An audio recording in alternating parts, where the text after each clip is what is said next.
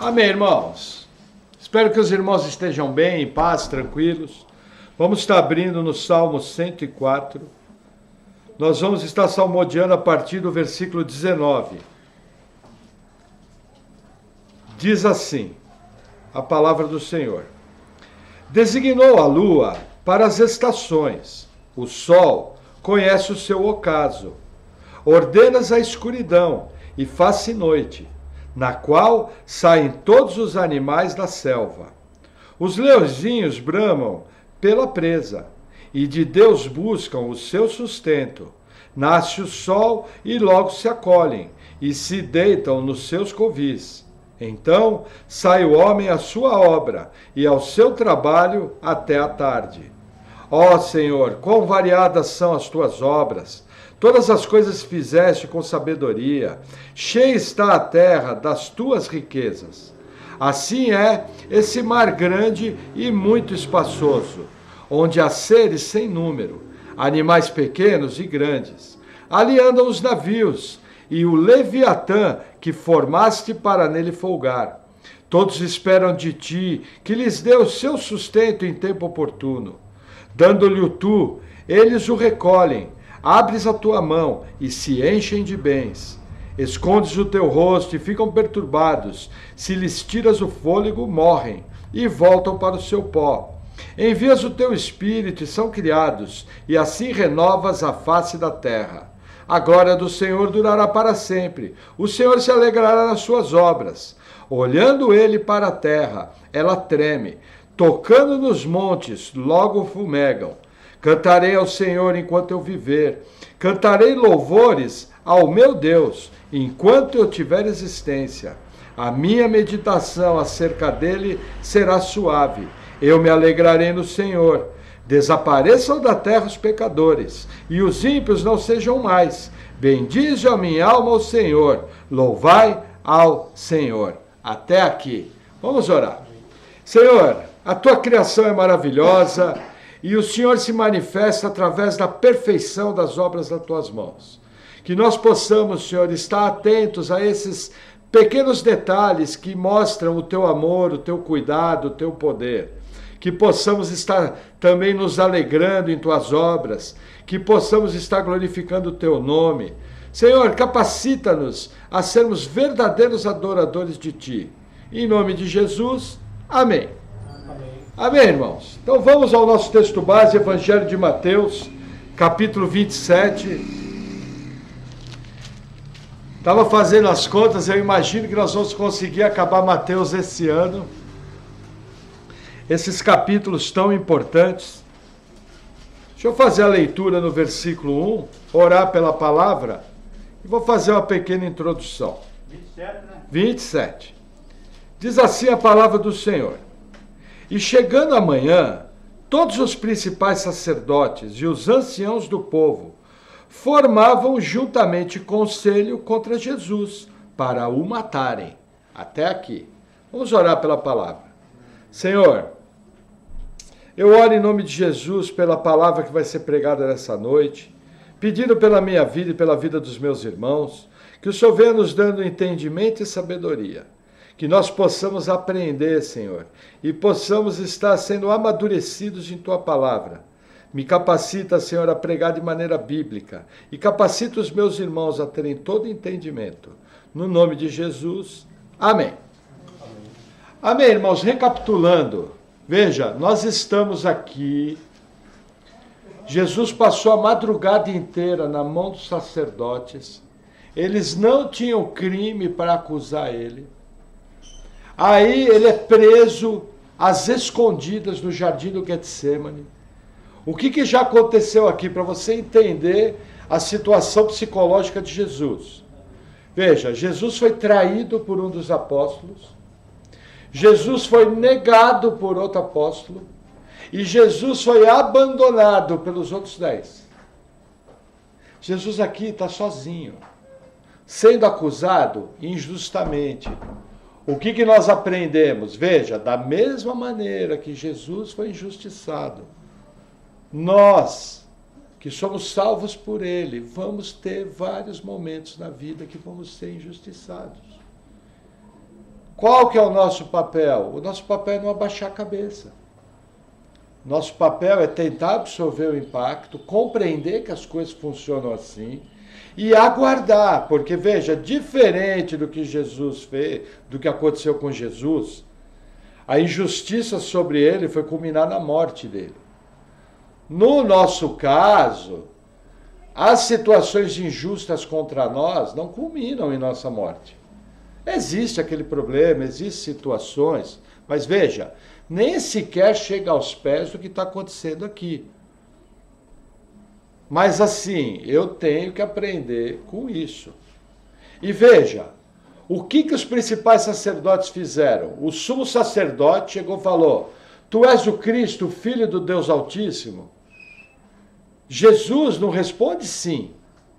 Jesus fala, tu disseste. Só que aí, Jesus faz uma afirmação fortíssima. Ele fala, e vocês verão o Filho de Deus na sua glória, tal, tal. E isso é interpretado como blasfêmia. A pena para blasfêmia seria a morte. Mas, como os judeus estavam dominados por Roma, eles não tinham autoridade para decretar a pena de morte. Outro detalhe, a morte na lei de Moisés é por apedrejamento. E Jesus tinha que ser morto, pendurado num madeiro, para cumprir a profecia.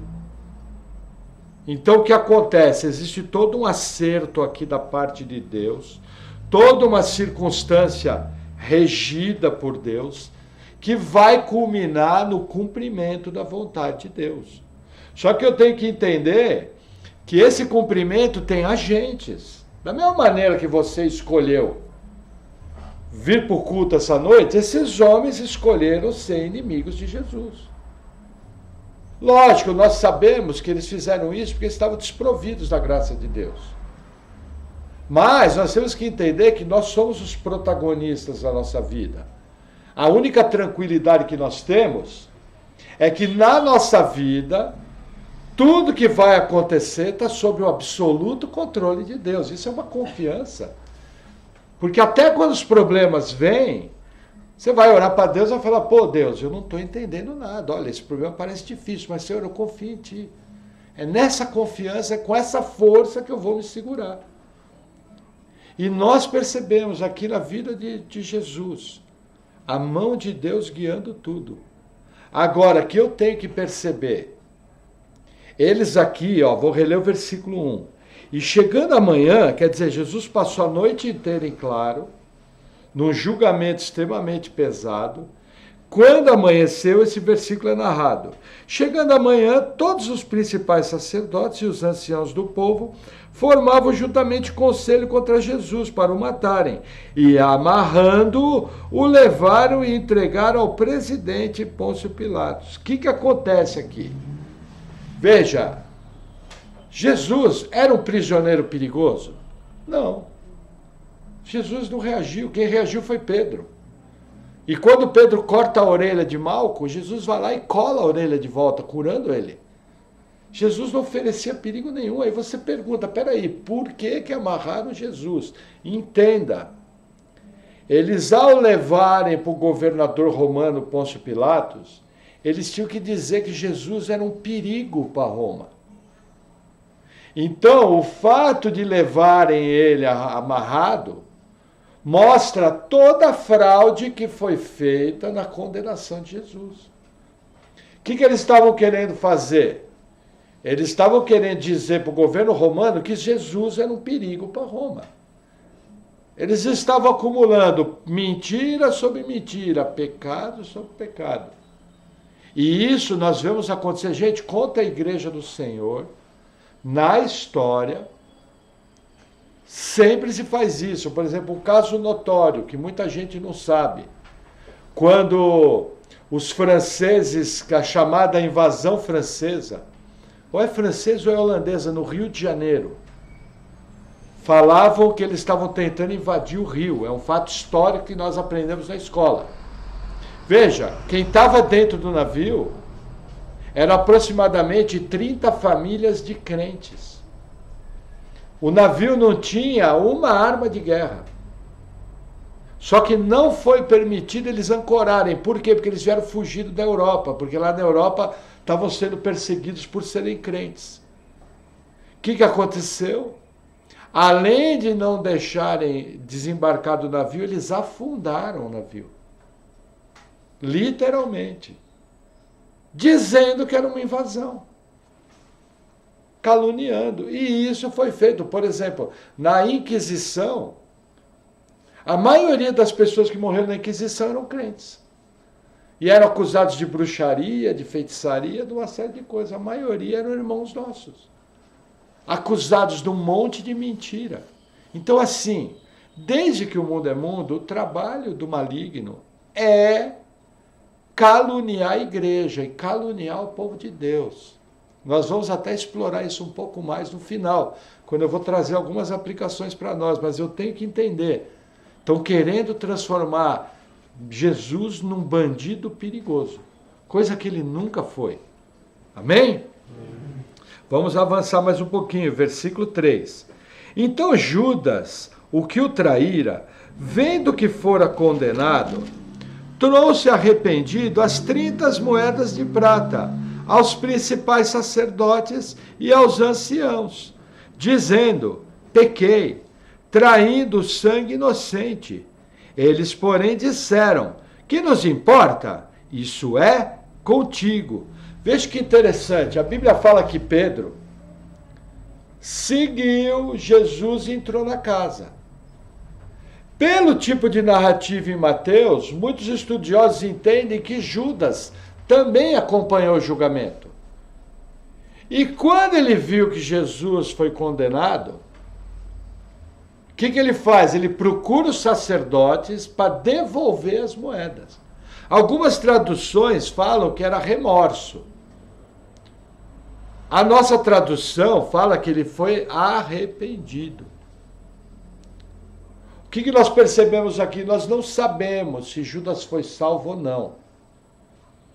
Não sabemos. Mas a atitude prática de devolver as moedas, de procurar, mostra que houve algo. Não se sabe exatamente o que Judas esperava ao entregar Jesus, não se sabe. Porque se a questão fosse dinheiro, ele jamais ia devolver as moedas. Eu já vi alguns estudiosos falando o seguinte, que acham que Judas achou que quando Jesus fosse preso, ele daria ordem aos anjos para vir, e os anjos destruiriam o inimigo romano. E Israel seria liberto. É uma hipótese, nós não sabemos. Agora, aqui tem uma coisa interessante, veja. Judas, quando procura os sacerdotes, eles respondem de maneira extremamente fria. Que Judas vem confessando: eu pequei, derramando sangue inocente. E aí eles respondem: isso é entre você e Deus. O que nós percebemos aqui? E aqui já dá para dar uma pincelada. Veja, o mundo sempre vem com um convite para o pecado. Nós, o tempo todo da nossa vida diária, existe algum tipo de atrativo para fazermos coisas erradas, para nos desviarmos do caminho, para termos atitudes erradas. E o mundo sempre vem com esse convite. Veja, os sacerdotes aqui vieram com convite para Judas. Vamos fazer um acerto para entregar Jesus, vão te pagar o preço de um escravo, 30 moedas. 1 mês de salário. Entendeu? E Judas aceitou. Só que quando ele voltou arrependido, o que os sacerdotes falaram? Olha, isso é problema seu. Não tenho nada a ver com isso. O que nós aprendemos aqui? Depois eu também quero explicar um pouco melhor. O mundo te chama para o pecado. Quando você vai para o pecado, você se arrebenta. E quando você se arrebenta, que você vai procurar ajuda fora de Cristo, o mundo fala: problema seu. Fez porque quis. Agora se vira. Quer dizer, ele é muito atrativo para você errar, Mas quando você entra pelo caminho do erro, você se vê sozinho, lidando com as consequências do seu erro e muitas vezes de maneira difícil. Muitas vezes de maneira irremediável. Existem erros que nós cometemos na vida que são irremediáveis. Por exemplo, alguém que comete um homicídio, ele pode ser perdoado? Pode. Mas eu pergunto, ao ser perdoado por Deus, diante de um verdadeiro arrependimento, ele pode remediar o homicídio? Não pode. Não tem como trazer a vida daquela pessoa. Lógico, aconteceu um milagre, sim. Da mesma maneira, alguém que adultera, tem um relacionamento fora do casamento, e naquele relacionamento vem a nascer uma criança. Lógico, crianças sempre são bem-vindas, até em situações erradas, Deus é poderoso para trazer uma criança que vai ser bênção no futuro. Mas a consequência do pecado permanece. Então, assim, muito cuidado. As embalagens vêm muito bem acabadas. Ó, vai por aqui que não vai dar nada, o mundo fala. Aí a hora que você vai, você quebra a cara, você se vê sozinho. Muitas vezes em situações irremediáveis. E tem que lidar com tudo aquilo. E o mundo olha para sua cara e responde, problema seu. Isso aí é entre você e Deus. Gente, essa parte aqui falou muito forte comigo. A gente percebe aqui os sacerdotes usando a frieza que nós temos hoje. Entendeu?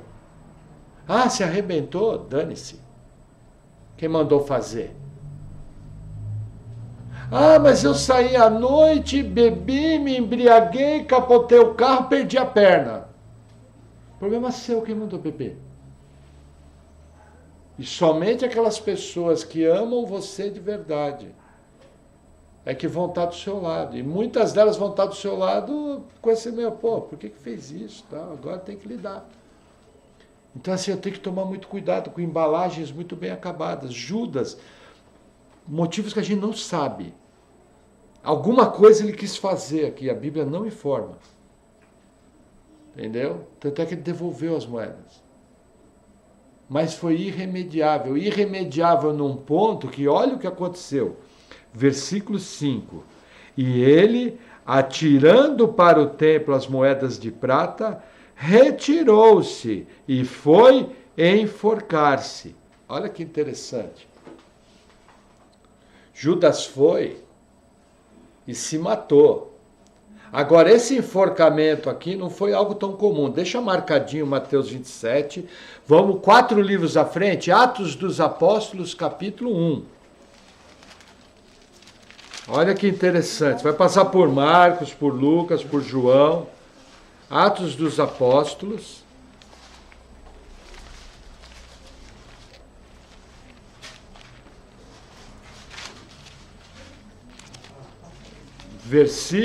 Capítulo 1, versículo 18, diz assim, falando de Judas. Ora, esse adquiriu um campo com o galardão da iniquidade, e precipitando-se, rebentou pelo meio, e todas as suas entranhas se derramaram. O que Judas deve ser feito? Vamos voltar lá em Mateus, eu vou explicar. O que Judas deve ter feito? Tem aquele enforcamento que a gente vê nos filmes de Velho Oeste, mas existia um tipo de enforcamento na época que a pessoa, além de se enforcar pelo pescoço, ela se enforcava pela cintura. E ela se arremetia de uma maneira que o corpo dela se rompia. E as entranhas eram derramadas. O que acontece? Judas se autopuniu. Depois nós vamos ver por que ele deve ter feito isso. A Bíblia tem uma explicação, mas veja, acabou a vida dele, relativamente jovem. Judas devia aqui ter meia idade. Se Jesus era um rabi em torno de 30 e poucos anos, Judas devia estar parecido. Entendeu? Encerrou a vida. Lembrando, gente, que existe um ensino na igreja de que suicida vai para o inferno. Cuidado com isso. Que a pessoa fala, não matarás. Veja, não matarás é não cometeis homicídio.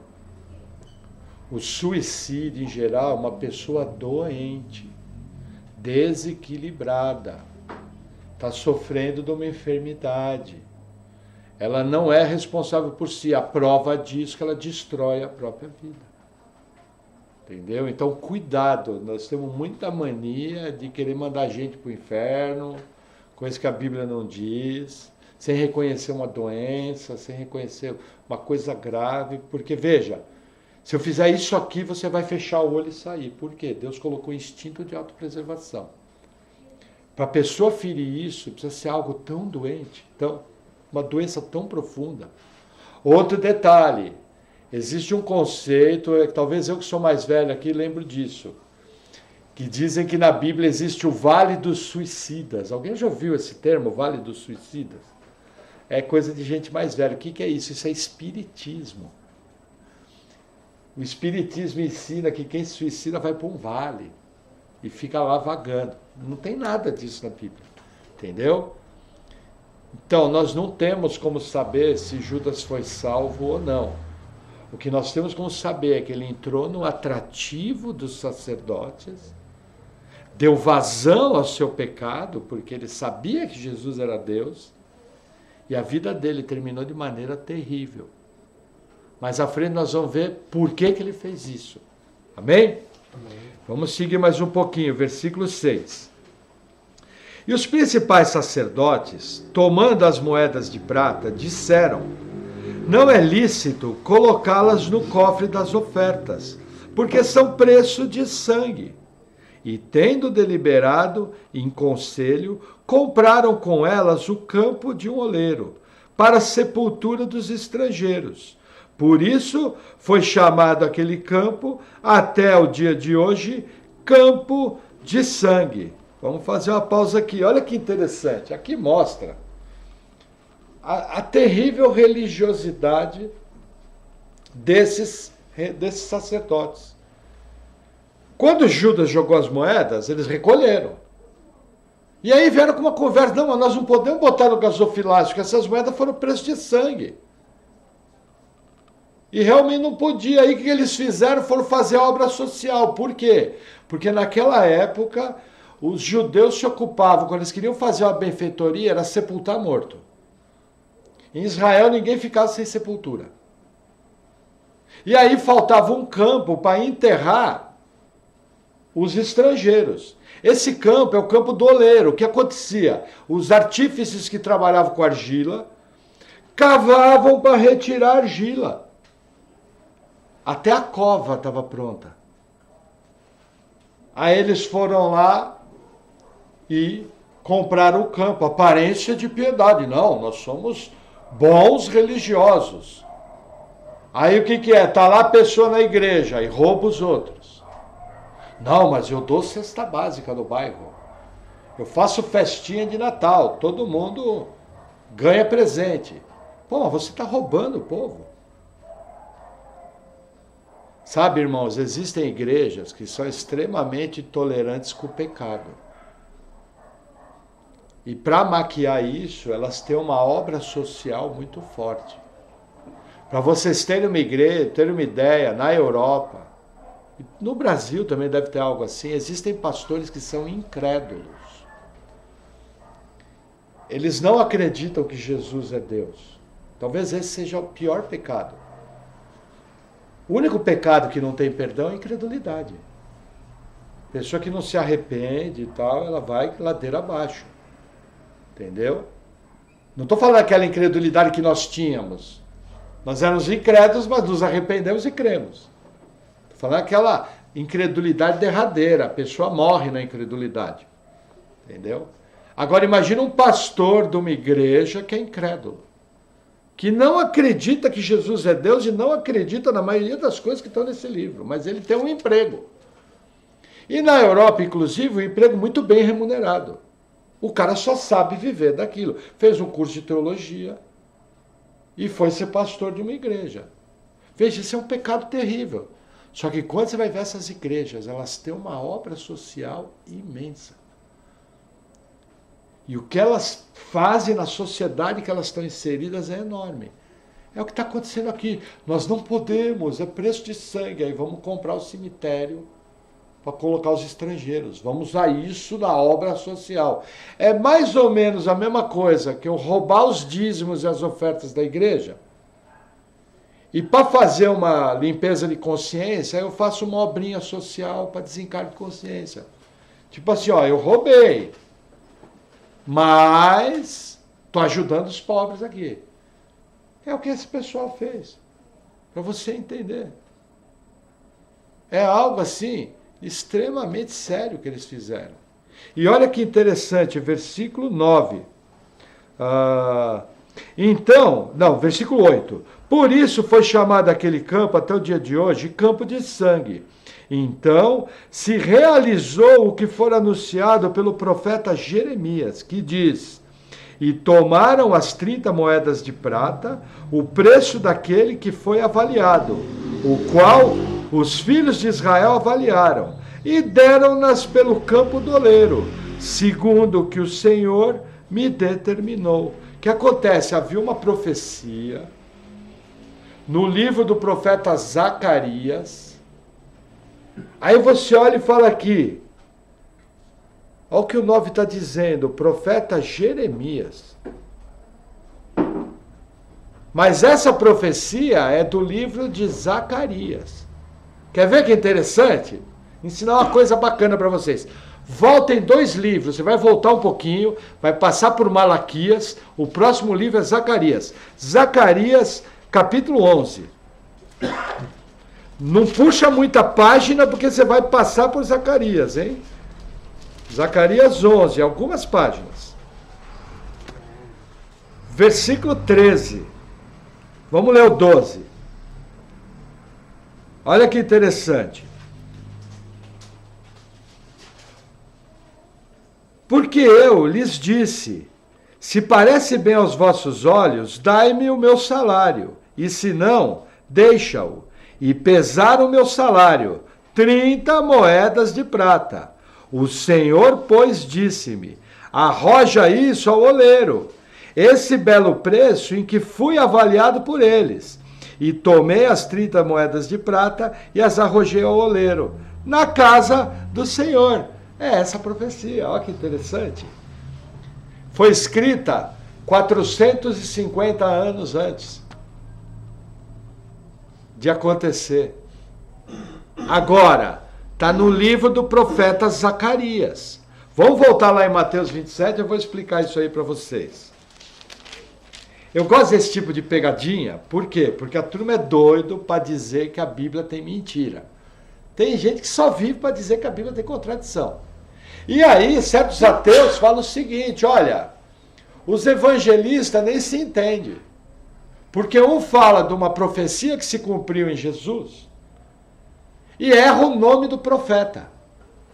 Porque a profecia que se cumpriu é no livro do profeta Zacarias.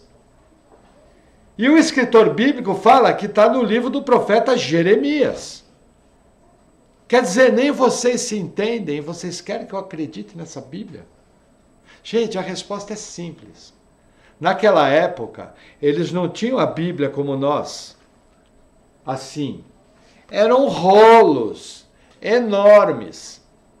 E o rolo que continha o livro do profeta Zacarias começava com o maior livro, que era do profeta Jeremias.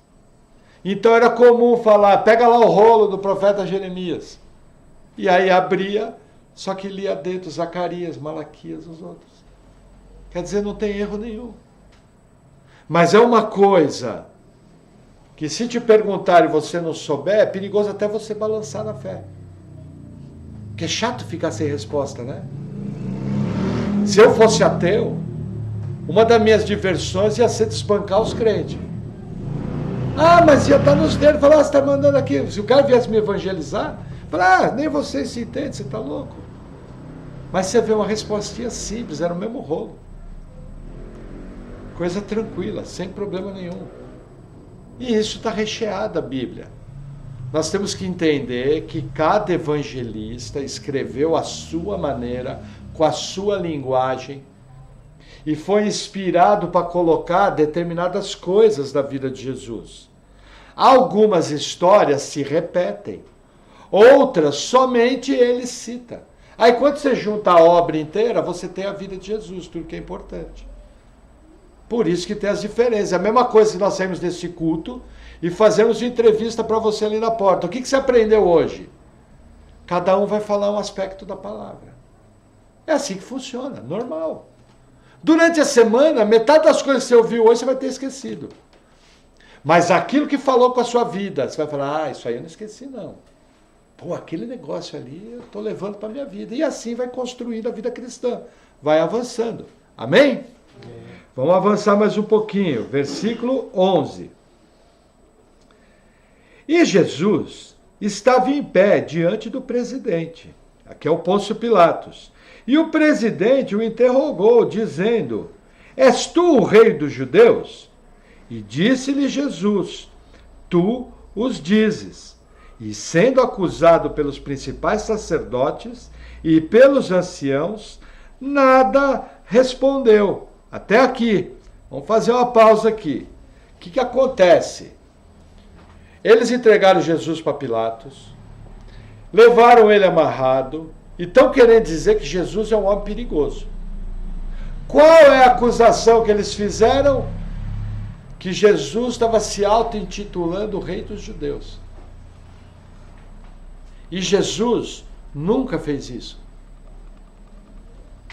Estavam falando mentiras. A única vez que Jesus permitiu ser adorado como Messias, como filho de Davi, foi na entrada triunfal em Jerusalém, mais ou menos 4 ou 5 dias antes desse evento. Só aí. Jesus nunca aceitou ser chamado de rei dos judeus. Jesus inclusive ensina, fala, o meu reino é dos céus, não é da terra.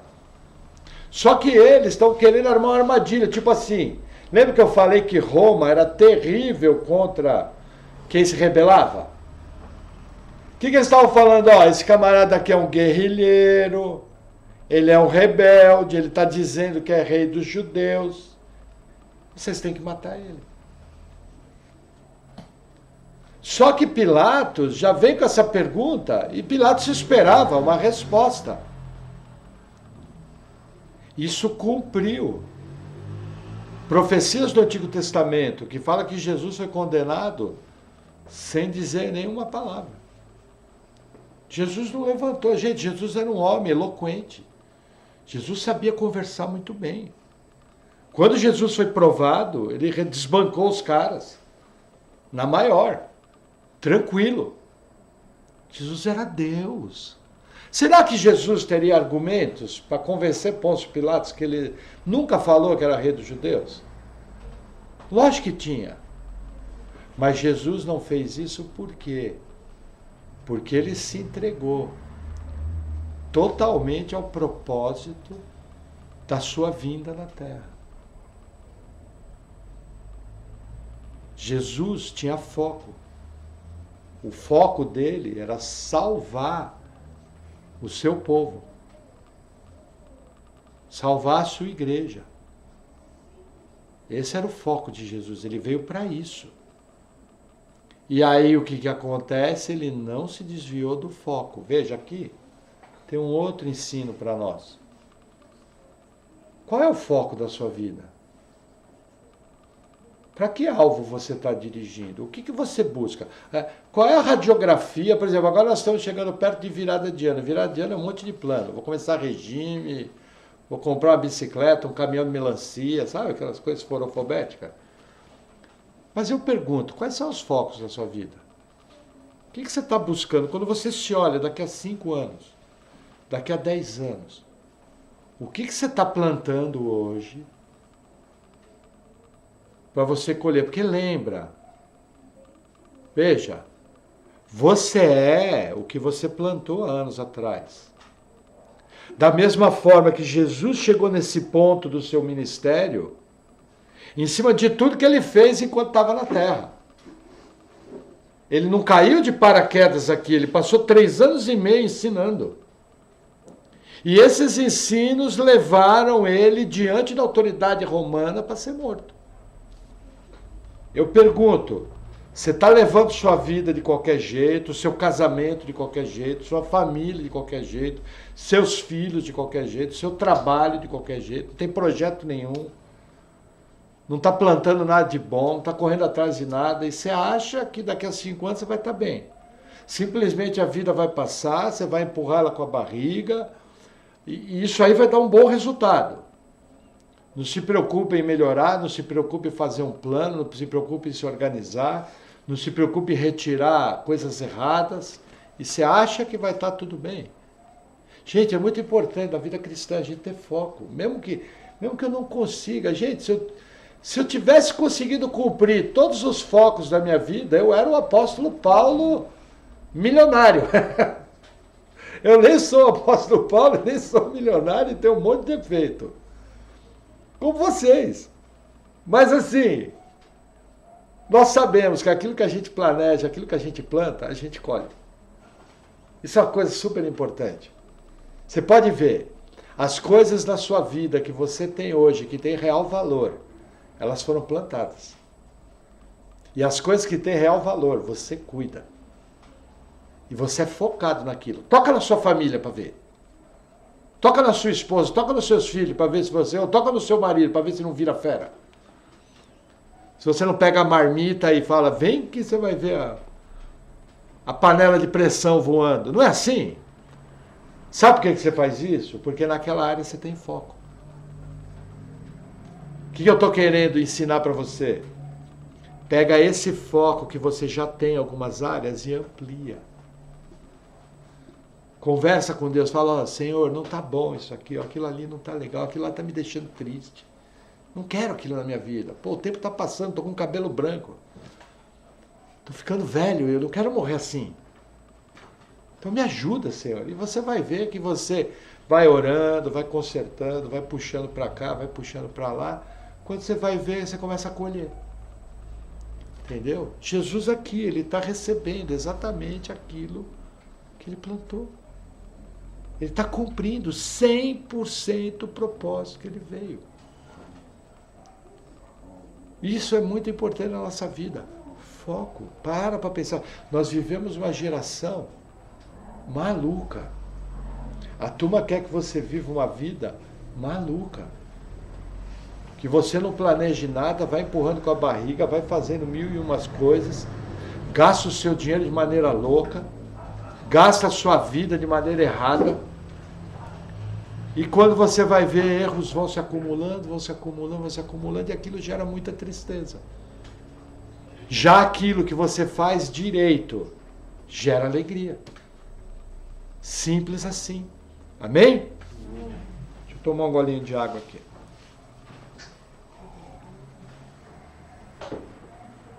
Versículo 13. Disse-lhe então Pilatos, não ouves quanto testificam contra ti? E nenhuma palavra lhe respondeu, de sorte que o presidente estava muito maravilhado. Ora, por ocasião da festa, costumava o presidente soltar um preso, escolhendo o povo aquele que quisesse. Até aqui. O que acontece, gente? Pilatos... Os outros evangelhos dão uma série de narrativas. Nós vamos ver mais à frente que Pilatos, inclusive, foi avisado por sua esposa sobre Jesus. Entendeu? Pilatos está sabendo que aqui existe uma enorme armação. Pilatos sabe que eles estão querendo crucificar Jesus por inveja. E aí o que acontece? Ele tenta incitar Jesus a responder. Gente, não estou querendo pintar Pilatos como bom. Tá? Pilatos, ele abriu mão de ser juiz de Jesus. Nós vamos ver na narrativa que tem ali. Ele abriu mão. E o livro de Atos dos Apóstolos fala o seguinte, que Herodes, Pilatos e os principais sacerdotes mataram Jesus. Então eu tenho que entender que Pilatos, ao abrir mão, se torna responsável. Por quê? Ele tinha autoridade de fazer o seguinte, ó, acabou a bagunça, solta esse homem, e se aparecer aqui, vou açoitar. E vai todo mundo para casa, some daqui. Ele tinha essa autoridade. Só que existe todo um conchavo político, existe todo um concerto político, e inclusive era hábito da época, que na época da festa da Páscoa se soltasse um prisioneiro. A Bíblia fala desse prisioneiro, quer ver? Versículo 16. E tinham então um preso bem conhecido, chamado Barrabás. O que acontece? Esse daqui é um dos nomes muito conhecidos da Bíblia. Barrabás, inclusive, tem uma coisa interessante. Barrabás quer dizer, primeira coisa, o nome de Barrabás era Jesus. Não estranhe, descobri isso essa semana. O nome dele completo era Jesus Barrabás. O que quer dizer Barrabás? Bar é pai. Abás era o nome do pai dele. Lembra de Pedro? Simão Bar Jonas. O que era? Simão, filho de Jonas. Quem era esse preso? Jesus, filho de Abas. Jesus Barrabás. Entendeu? E aí o que acontece? Pilatos vai tentar usar a mão desse artifício para soltar Jesus. E olha o que a narrativa fala. Versículo 17. Portanto, estando eles reunidos, disse-lhe Pilatos: qual quereis que vos solte? Barrabás ou Jesus, chamado Cristo? Porque sabia que por inveja o haviam entregado. E estando ele assentado no tribunal, sua mulher mandou-lhe dizer: não entres na questão desse justo, porque num sonho muito sofri por causa dele. Veja que interessante. A esposa de Pilatos, que nós não sabemos o nome, nós não sabemos se foi salva, ela tem um sonho naquela noite. E nesse sonho ela se perturba muito. Agora, foi um sonho esclarecedor. Por quê? Porque ela fala, não toque nesse justo. Então, de uma maneira que nós não sabemos, ela sabia que um homem, no dia seguinte, ia ser levado ao tribunal e que aquele homem era justo. E ela avisa o seu marido, gente, entenda, é uma cultura pagã. Pagão é extremamente supersticioso. Se cai uma gota d'água no chão, já quer dizer alguma coisa. Se quebra um copo, já quer dizer alguma coisa. E ela, como mulher, não tinha acesso ao tribunal. Mas ela manda entregar uma mensagem para o seu marido. E aí o que acontece? Pilatos oferece: quem vocês querem que eu solto?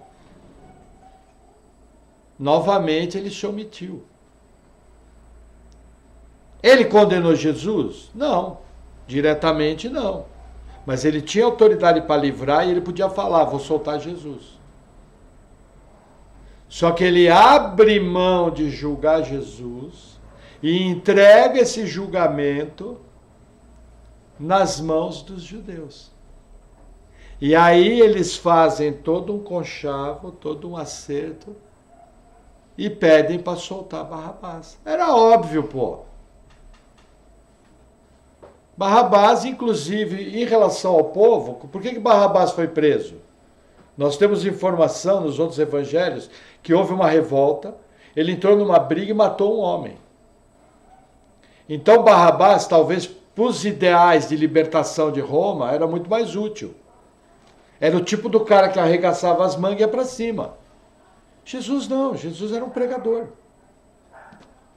Entendeu? Só que eles fazem um conchavo entre si e falam para soltar Barrabás. E Pilatos, mesmo sendo avisado, olha que interessante, gente, um ímpio recebendo um sonho dado por Deus.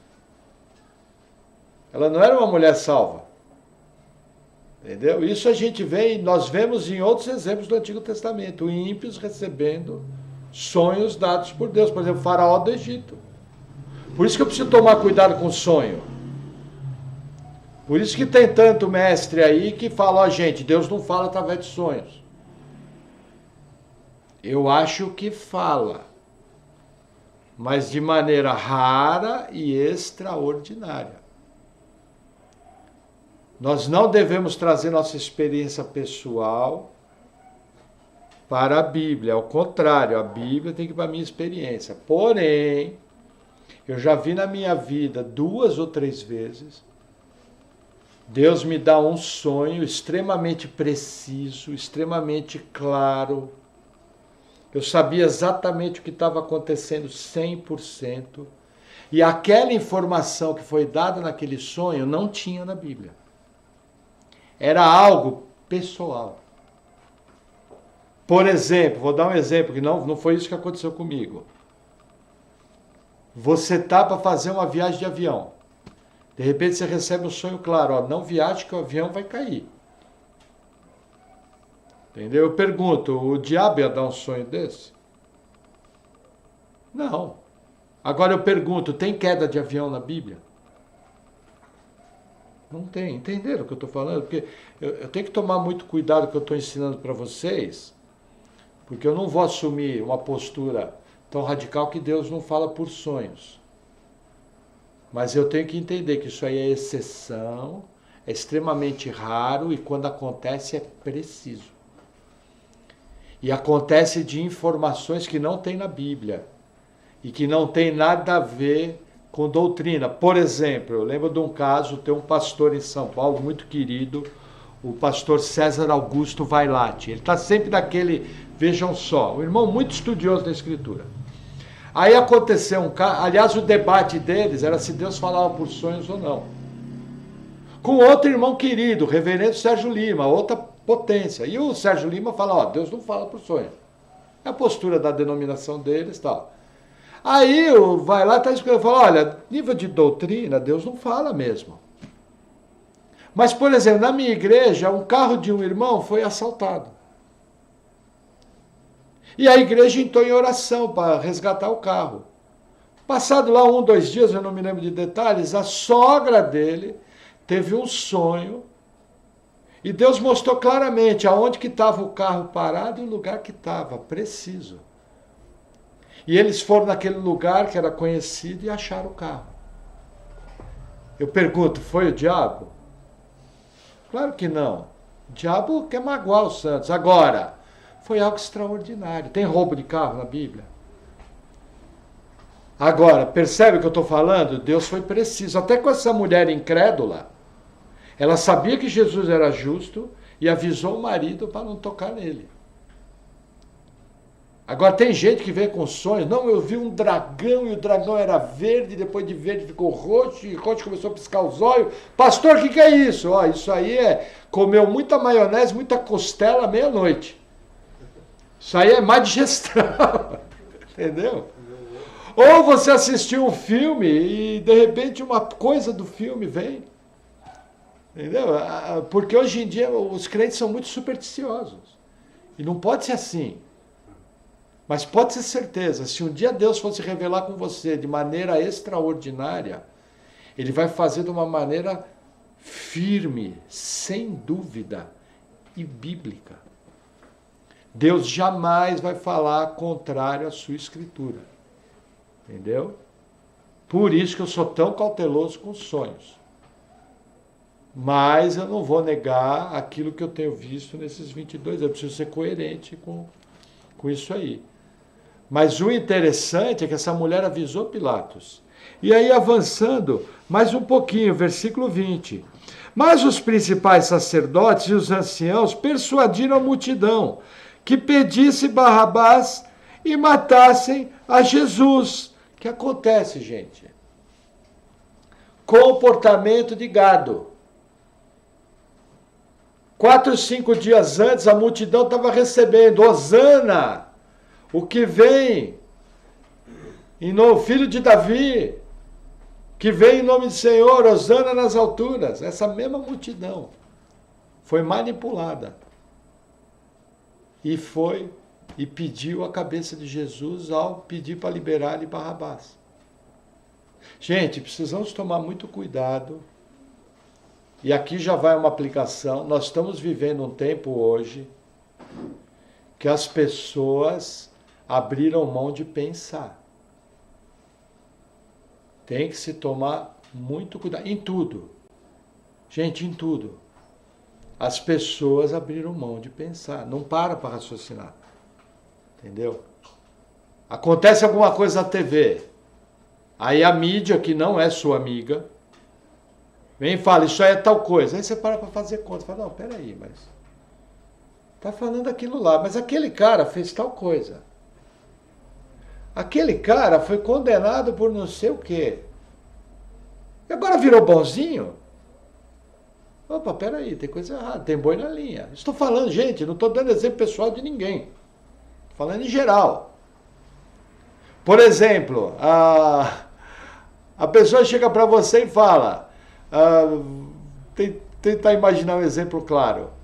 Você que vai viajar para São Paulo, um exemplo bem esquisito, em vez de você ir com um carro, último modelo, você vai no lombo de burro.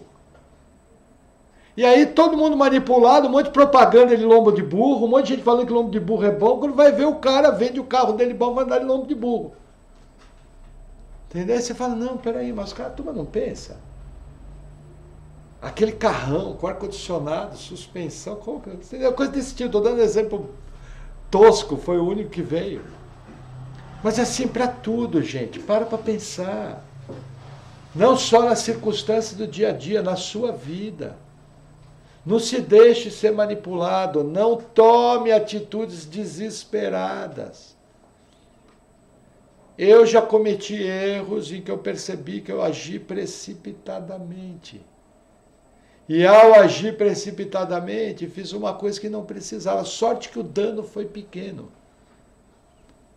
Sorte que Deus me guardou de ter um dano maior. Mas quantas coisas que a gente abre mão de pensar, abre mão de avaliar com calma, age no impulso. Veja, essas pessoas aqui vão dar conta para Deus ao pedirem Barrabás. Lá no juízo final, essas pessoas vão ressuscitar, vão receber um corpo glorificado. Glorificado não, um corpo imortal. E vão responder para Deus por que elas pediram Barrabás e não Jesus. E vão ser lançadas no lago de fogo pela eternidade. E por que isso? Ah, mas o sacerdote manipulou. Mas você deu voto. Ah, não, eu agi porque a Ariadne me influenciou. Não importa. Você fez porque você quis. Ah, pastor, foi a minha mulher, ela me deixa maluco. Mas você era o responsável. Nós estamos vivendo um tempo em que eles estão querendo que nós abrimos mão do nosso pensamento, do nosso raciocínio. Gente, em tudo. Não se engane. Para pensar. Para refletir. Quando eu falar para você, agora vamos lá. Você olha e fala, vai você, eu não. Pula você, eu não. Comportamento de gado. Essas pessoas praticamente condenaram o Filho de Deus e vão ser responsáveis diante do Senhor, juntamente com Herodes, com Pilatos e com os sacerdotes. Porque se elas tivessem pedido, solta Jesus Cristo, Pilatos teria obedecido. E essa consequência vai vir. Na hora do juízo final, elas vão dar conta da sua resposta. Da mesma maneira, eu e você. Nós vamos dar conta a Deus de tudo que a gente fala, de tudo que a gente faz. Tudo que nós fazemos nessa nossa vida. Para pensar. E nós estamos vivendo um tempo especial que estão usando a informação para manipular pessoas. Em qualquer sentido. Não entre nessa. Abra os olhos, raciocine, pensa. Deus te deu um cérebro. Você é nascido de novo, você tem o Espírito Santo habitando em você. E ele capacita seus filhos a não errarem. Só que eu também tenho que buscar, né? Botar o pé no freio. Entendeu? Eu tenho uma máxima, eu e minha esposa. Se chegar para a gente e falar, ó, tem que responder agora. É não. Tudo que nos pedem para responder, sem pensar, a resposta é não. Essa é a regra nossa há 20 anos. Aprendi isso com o meu primeiro pastor. E olha, quanta coisa já foi livre. Ó, o negócio é o seguinte, vende esse carro aqui por R$1.000, mas tem que ser agora. Ó, fulano, obrigado, mas pode vender o carro para outro. Irmão, você é maluco, é um Honda Civic novinho. É, mas não quero. Tem que responder agora, eu quero pensar. Nem sei se eu quero o Honda Civic. Não sei nem se eu vou ter dinheiro para trocar o óleo dele. Meu uninho ali, eu gasto 100, troco o óleo, dura 6 meses. Percebe o que eu estou falando? Comportamento de gado. Nós vivemos num mundo onde pessoas poderosas, pessoas malignas, pessoas anticristo, continuam manipulando esse mundo. E como disse o pastor Aloysio ontem naquele vídeo que eu mandei, existe uma mente por trás disso. Essa mente é o diabo, que quer trabalhar para destruir Jesus Cristo e sua igreja. E você é alvo e quer destruir a sua família e usa as mais variadas ferramentas para fazer isso. E se você se deixar manipular, você vai ser destruído. Com certeza. A Bíblia fala que o homem espiritual discerne todas as coisas. O homem espiritual julga todas as coisas, retém apenas o que é bom. Para que você não seja tratado como gado, como aconteceu aqui. Essas pessoas, elas estavam condenando o Filho de Deus. E aí, em cima de tudo isso, o que nós aprendemos? Veja, tem um ensino muito importante aqui. A maneira que Lucas escreveu, que Mateus escreveu o Evangelho, ele tem algumas coisinhas que ele fez na escrita, ele não tinha como pôr negrito, que ele tenta nos chamar a atenção no texto. E a maneira que esse texto foi construído, o que acontece? Ele leva as pessoas a pensarem e a responderem. E essa é uma das aplicações. Quem é Jesus para você? Gente, todo mundo no planeta vai ter que ter essa resposta. E essa resposta com Jesus não tem em cima do muro. Veja, eu tenho aquele tipo de pessoa que é o simpatizante do Evangelho. Já viu aquela pessoa assim? Você fala, nossa, eu vou para a igreja. Ele fala, puxa, que bacana. Eu conheço várias pessoas que vão para a igreja. Eu, às vezes, vou na igreja. Que coisa legal, que coisa bacana. Aí você pergunta, você faz parte de uma igreja? Ah, não, veja, eu também não... Essas coisas de religião, eu não me dou muito com isso. Mas, ó, não tenho nada contra com quem vai para a igreja. Gente, isso não adianta nada. Em cima do muro é inferno. Não ter nada contra com quem vai para a igreja é inferno. Qual é o problema dessa pessoa? Ela quer ser light. Ela quer ter o politicamente correto. Eu não arrumo encrenca com os crentes. Falo até que religião é uma coisa boa. Mas também não sou taxado de fanático religioso, carregador de Bíblia. O chapeuzão atolado. Que tem 2 neurônios, como o mundo acusa. É a pessoa em cima do muro. Lembra que eu falei que queriam transformar Jesus em alguém perigoso? Vocês já perceberam que tem pessoa que quer dizer que a igreja é perigosa? Que os crentes são perigosos? Muita gente não sabe. No primeiro século, eles diziam que os crentes comiam crianças. Eles matavam crianças dentro da igreja, tiravam o sangue, misturavam com farinha e comiam. A igreja era acusada de canibalismo. Vocês já viram essa conversa hoje? Ó, não vai para a igreja não, eles roubam os crentes. Pastor está lá só para roubar o seu dinheiro. Quer ver uma outra que vocês já ouviram? Ah, fulano foi para a igreja, mudou, fizeram lavagem cerebral nele. Ó, cuidado, você vai naquele lugar, eles vão botar coisa lá na sua água. Esses crentes são perigosos. Já perceberam como eles querem taxar a igreja de perigosa? De maneira muito sutil. E como a mídia em geral tem uma campanha anticristã enorme. As pessoas podem fazer qualquer coisa em qualquer religião. Mas se for um cristão que faz, meu Deus, o mundo desaba. Todo mundo aponta o dedo. Quem lembra de um caso que aconteceu em São Paulo, de uma escola onde os donos foram acusados de abusar sexualmente de uma criança e que o povo ia linchar os donos, a polícia chegou a tempo e conseguiu evitar o linchamento.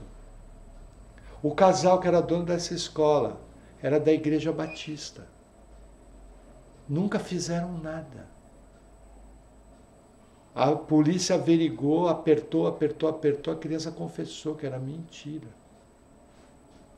E se a polícia não tivesse chegado a tempo, eles tivessem sido mortos. Por quê? Porque os crentes sempre são acusados. O mundo quer dizer que vir para a igreja é perigoso. Quer ver uma outra maneira? Ah, não vai para a igreja, sua vida vai acabar. Você não vai ter mais vida. Você está maluco? 2 vezes por semana carregar a Bíblia para a igreja, ouvir aquele pastor chato falar, você está doido? Não tem mais vida? O mundo não acusa isso, que quando você vem para a igreja acabou a vida. A igreja é chata, a igreja é terrível, isso também acusa. Gente, isso é entre aspas, é dizer que a igreja é perigosa, vai roubar a sua vida, além do seu dinheiro. Então assim, o mundo está sempre pronto a dizer que a igreja é perigosa. Da mesma maneira que fizeram com Jesus, a gente tira essa aplicação daquele exemplo. Amarraram Jesus para dizer que ele era perigoso. O mundo acusa você de ser perigoso. Um chato, uma série de coisas. Por quê? Porque tem essa pessoa que é light, para falar, não, vai para a igreja que é bom. Eu só não quero. Mas existem os inimigos ferrenhos do Evangelho. Inimigos agressivos. Já viu que tem gente, você abre a boca para falar de Jesus, ela te xinga? Que quando você fala de Jesus para ela vem com 2 pedras na mão? Já viu que tem gente que chega e fala, ó, podemos conversar em qualquer coisa, eu não quero falar de igreja.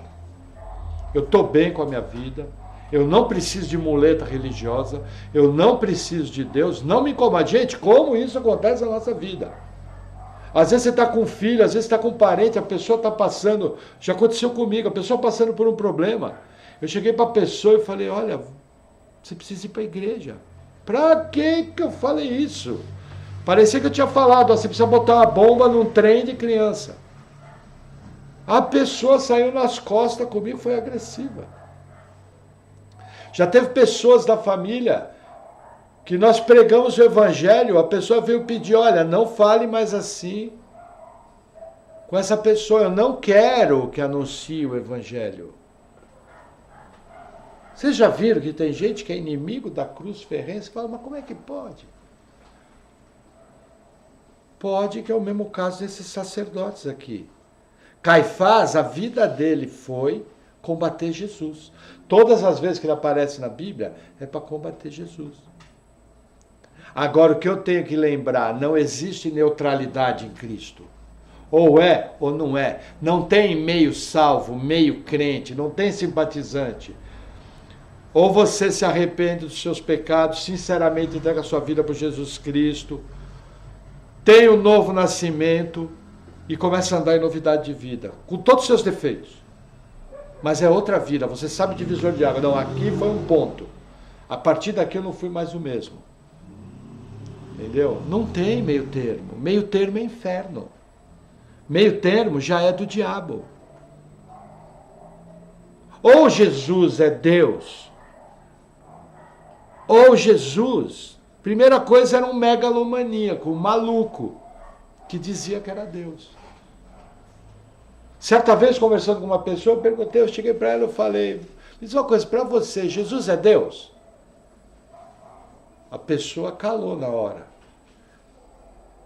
Eu percebi que ela travou e que não ia abrir a boca. Eu falei, porque deixa eu te falar uma coisa, ou ela é Deus, ou ela é maluco. Se ele era maluco, nós não temos com o que se preocupar. Agora, se ele era quem ele realmente disse que era, nós temos que tomar muito cuidado, porque a nossa eternidade está em jogo. Com Jesus não tem meio termo. Ou é ou não é. Aprenda. Vão haver situações na sua vida que ou você dá resposta em cima da Bíblia, e às vezes essa resposta vai custar caro, ou você vai ser mais um em cima do muro. E vai achar que vai resolver os seus problemas dessa maneira, e não vai, só vai criar mais problema. Você só resolve problemas da maneira de Deus. Você só é salvo sendo radical com Jesus. Estou contigo e não abro. O Senhor é meu Senhor, meu Salvador, e com todos os meus defeitos, eu vou tentar viver a vida cristã da melhor maneira possível. E confie em Ti, que mesmo que eu morrendo, eu vou ressuscitar no último dia e tenho a vida eterna. E que o Senhor é poderoso para salvar uma encrenca que nem eu. Que é a especialidade do Senhor. Aqui nessa sala ninguém é santo. A diferença é que uns têm mais pecado, outros têm menos. Mas é tudo pecador, farinha do mesmo saco. E todo mundo precisa de Deus. Lembre-se, gente. Não entra no raciocínio da multidão. Não entra no pensamento da multidão. Não faça escolhas de maneira precipitada. Seja firme com Jesus Cristo. Busque a Deus. Nós estamos num país livre. Seja sério com o Senhor. Congregue. Ore. Sempre que puder, leia a Bíblia. E caminhe a carreira focado. Tenha foco. Qual é meu foco? Meu foco é servir a Deus. E olha, eu vou te falar uma coisa. A coisa é tão legal que quando você busca servir a Deus, Mateus nos explica: buscai primeiramente o reino dos céus e a sua justiça, e as demais coisas serão acrescentadas. Que nós possamos sempre estar parando para pensar nisso, e que Deus nos capacite. Porque tem hora que não é fácil, só pela graça de Deus. Amém? Amém. Vamos orar? Amém. Senhor, obrigado por tua palavra. Eu oro em nome de Jesus te agradecendo. E oro pedindo, Senhor, que o Senhor venha nos dando essa sabedoria, nos dando esse discernimento, que nós possamos aprender como estarmos andando, que possamos ser firmes na nossa fé, que possamos ser inteligentes nas nossas escolhas, que possamos ter foco e que não sejamos, Senhor, levados de um lado para o outro por homens malignos que querem mudar a nossa vontade, que querem nos levar ao engano. Senhor, vivemos um tempo difícil. Nunca a tua graça foi tão importante. Então nós oramos pedindo, Senhor, o teu guiar, o teu mover, a tua proteção e o teu discernimento. Em nome de Jesus, amém. Amém, irmãos.